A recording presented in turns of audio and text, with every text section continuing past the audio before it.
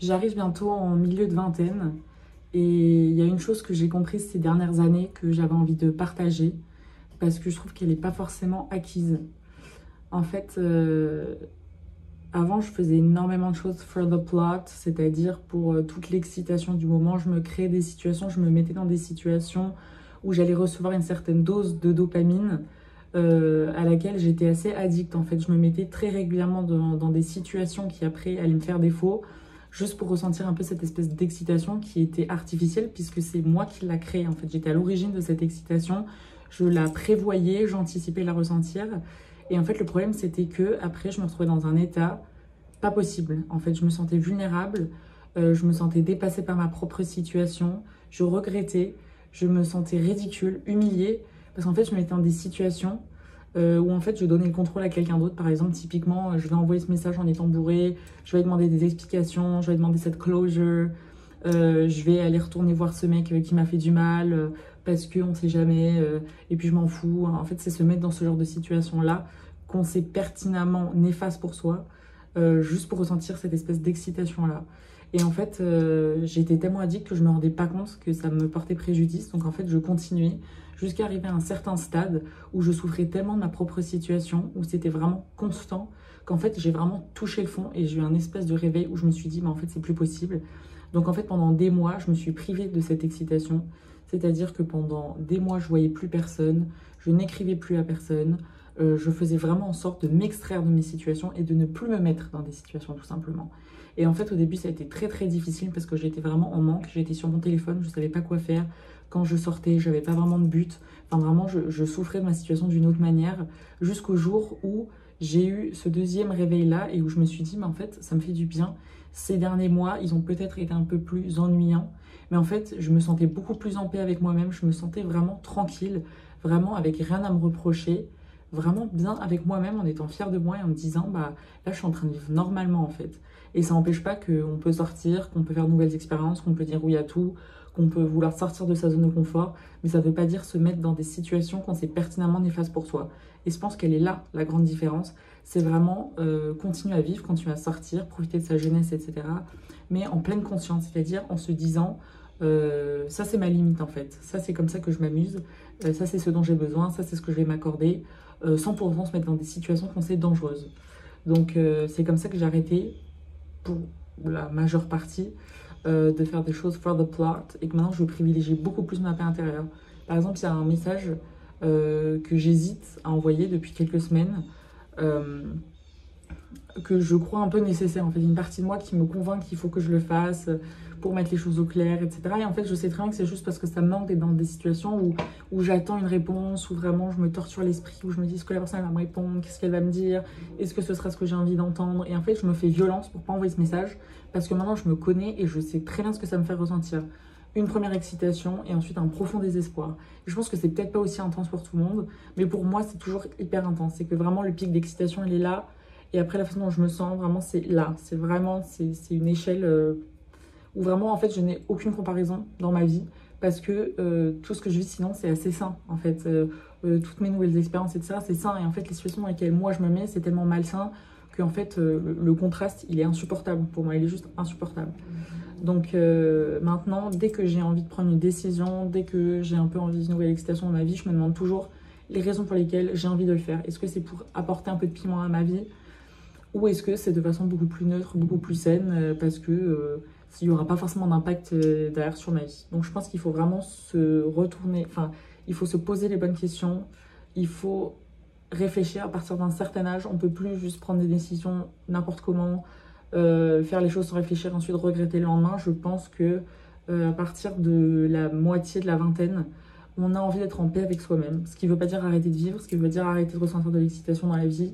C'est juste être plus en contrôle sur ce qui nous arrive, pour faire en sorte d'accepter ce qui nous arrive et de créer aussi des situations. Il n'y a absolument aucun souci avec le fait d'être entrepreneur dans sa vie, mais ne pas le faire pour les mauvaises raisons. C'est vraiment ça qui est important.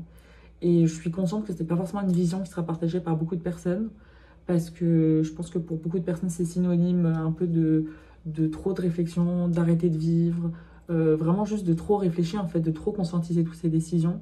Mais en fait, moi, j'ai tellement souffert de cette façon de fonctionner que depuis que j'ai arrêté de le faire, ou que je le fais beaucoup moins, je suis beaucoup plus en paix avec moi-même. C'est-à-dire vraiment, je vis ma journée, je rentre chez moi, je suis sur mon tel, je fais ma vie. D'ailleurs, je suis beaucoup moins sur mon téléphone depuis que j'arrête de mettre dans des situations comme ça.